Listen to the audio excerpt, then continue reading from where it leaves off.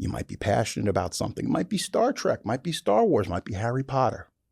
But don't make a fan film. And I'm going to tell you why you shouldn't make a fan film. And look, if you're a young kid and you want to get yourself started or you want to do this just for fun, go ahead. But I'm going to tell you why you shouldn't make a fan film. And this is why. You don't own it. They're not your toys. It's not your toy box. You can't take it home. And at some point, someone can take it away from you. You might put thousands of dollars into it, your blood, sweat, and tears. You might ask your Aunt Eileen to come down and be in the movie, and all this time and all these resources. You can't do nothing with it. You can't sell it. And at some point, recently, we had this Gollum film these Lord of the Rings fans made it 15 years ago they made this movie. It's gone on 13 million views. All those 13 million views are gone. You want to know why? Because Warner Brothers is making a new Lord of the Rings movie. And they said, hey, I'm going to tell you what, you can't do that. So they took it down. Now they basically erased it from existence. They send you a cease and desist letter. And they tell you, hey, you can't play with our toys. You can't play in our sandbox. And they can do that to you at any time. And it's a serious deal, especially when you're dealing with a company like Warner Brothers or Universal. They're very litigious. They have no problem using an army of lawyers to get whatever they want. So you spent all this money. You're making your Star Trek fan film. Guess what? Paramount says you need to stop. It's done. It's over. And if you try to make a dime off of this, if you try to screen it, if you try to sell it, you try to make merchandise, you'll be hearing from our lawyers. And you know what? You will. Because why? Because studio, corporate America, they're petty. And they've got the time and they've got the money and they'll shut you down. They don't care. They don't care that Aunt Eileen made everybody brownies. They don't give a shit about that day. They don't care. And I will tell you this. You look at films like Oculus and films like Mama. We're talking about Andy Muschietti film. These were short films that were made on shoestring budgets. And what happens is the creators, the directors, the writers, they use this short film, in this case being short horror films, they use it as a proof of concept for a feature because that's the goal. There's intention. They've set a goal, and the intention is to make a feature film. And as a filmmaker, look, you can do documentaries, you can do shorts. If you're expressing yourself, and you can do corporate movies, you can do whatever you want. But if you want a real piece of that action, you want the game, you want to be on Netflix, you want to be in movie theaters, you got to make feature-length movies. That's just the way it works. It's got to be 82 minutes. You know, the sound's got to be done good. Everything's got to come into play. And that should be your goal because you want the world to see your movie. Look, when I was making monster movies with my friends, we were just happy when a couple of our friends would see them. And people still talk about them today. And that's great because that's community. That's friendship. That's love. But if you want to be an artist and you want your work to be seen, it ain't going to happen with a Michael Myers fan film. I'm sorry. And at any time, like I said, they can take that away from you. It's not yours. So again, Mama, Oculus, proof of concept. This is what we're doing. It's an 8-minute short. And that's how you raise the money. Somebody sees it and they say, okay, I see the vision. I see the vision. I see what you're putting down. And I feel that this is a worthy investment. You know, you look at Sam Raimi. Sam Raimi got people, for whatever reason, he got dentists. They all invested money. I don't know what was up there. Dentists in Detroit. That sounds like a movie. Sounds like a porno film, but I'm just saying. That's how he got his money. And everybody's got a story. And everybody's got a way of doing this. And the reality of it is that it might be fake blood. It might be some rubbery monsters. But at the end of the day, we're all trying to do the same thing. We're trying to execute our vision and bring it to a larger audience.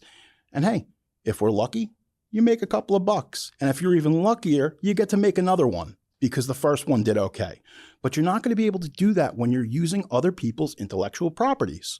Intellectual properties are the most valuable thing that studios have right now. Whether it's toys, you got a Barbie movie. We're getting a Hot Wheels movie. Did they learn the right lessons? Maybe. We'll find out. You tell me how that Stretch Armstrong movie turns out because you're going to get it.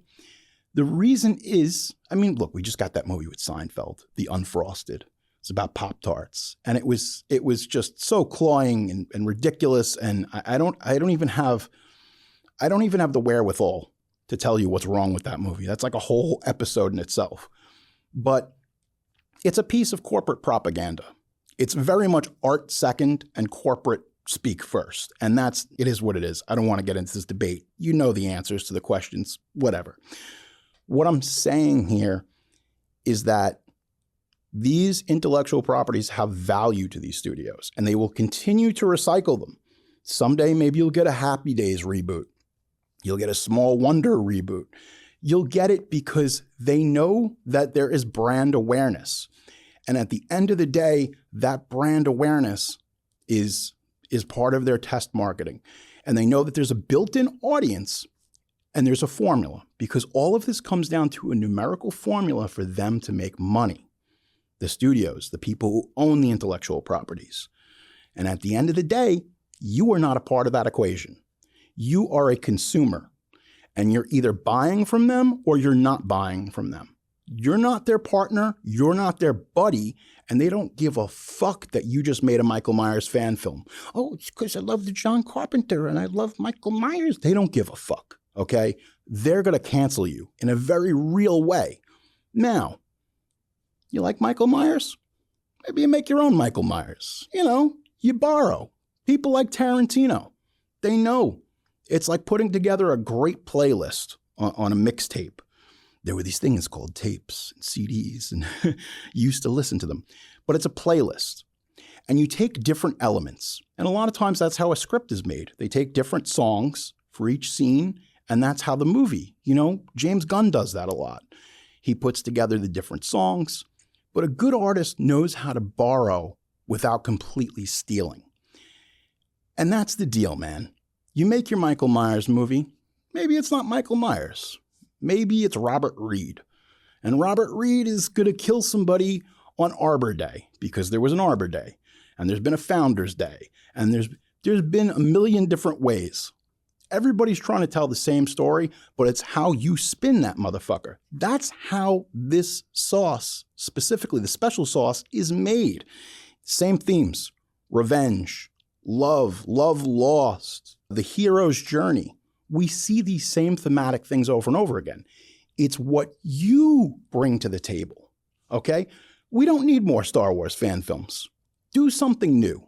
Do something. It doesn't have to be the moon of Endor. It can be something different. You make it up. Get creative. Have fun. Because at the end of the day, that's what we're doing. We're having fun and being creative. And by process, as an artist, we're bringing new things into the world. And that's what this is all about. Otherwise, you bitch all the time. You say, there's too many superheroes. There's too many Fast and the Furious. Well, guess what? Your fucking fan film isn't helping anybody. It's not. For a bunch of nerds that are sitting around in some convention, oh, it's pretty cool. Oh, Jason totally ripped that girl's head off, kind of like because it's a regurgitation. It's a copy of a copy of a copy of a copy. In a world of imitators, who wants that? Don't be an imitator. Be an innovator. Change the game. Sign your name on that shit. Etch it out. Let people know that it's got your flavor, your style, one of one. Nobody wants to buy a bootleg Jordan. I don't want bootleg Jordans. I want the real shit. I want the real authentic artist. And the only way you get that is by being yourself. So be yourself. Make good movies. Make original movies. And at the end of the day, you can put your hat on your hat stand. I don't even know what it's called. You can put your hat on your fucking thing, but at the end of your bed, whatever it is you do, and you can say, I did a good job. Because I did something new, I did something fresh that nobody's seen before. Did I borrow elements from some low-budget science fiction movie? Yes, of course. Because all the people you idolize, whether it's Francis Ford Coppola, whether it's Steven Spielberg, whether it's George Romero, they borrowed from the people that they grew up watching. We get all these great horror and science fiction movies of the 80s. This is because cats like Joe Dante, Robert Zemeckis, they're remixing what they grew up on. And it's cool. But just because you can doesn't mean you should make a Who Framed Roger Rabbit fan film. You'll bust your ass trying to do it. It was hard enough to do the first time. And I don't recommend it doing it a second time because you know what? The world doesn't need that. You know, right now we're recording this in a very nice studio in Manhattan. And I'll tell you what, there's bootleg bags out there. If you want the bootleg bag, you can get it. You can get it. Looks good. It's cool. But there's something about a one-of-a-kind, authentic piece of merchandise that you know only you own. And that's special. And there's nothing more in this world that anybody wants than to be special. So be yourself. Make good movies. Make good art. Make some shitty ones. You're going to have to make some. Look, first time out the gate, you're not going to knock it out of the park. Okay, look, you know, we'd all love to believe that, you know, that you make that first picture and it's going to be one. No, it's probably going to suck. But you know what? You learn your lessons, you lick your wounds, you get up and you make another one because that's how this is done. This is how you win. This is how you evolve as a creator, is by taking the beatings, learning your lessons from them, and then applying them, executing, and bringing that fresh, new IP into the world. Because guess what? You made your Star Trek fan film. You can't sell it. You can't. But if you made your own thing, then all of a sudden CBS, maybe Sony comes to you and say, hey, this is really cool. This is a good idea. And they buy it from you. And then you know, it's nothing but blowjobs and Beverly Hills pools for you. You know, it's all, you have a happy ending. It works out. But if you do the Halloween fan film, you're not going to get there. I promise. It's cool. If you want to do it as an exercise, sure. But don't sink your life savings into something you don't own. I promise you. I promise you it's not worth it.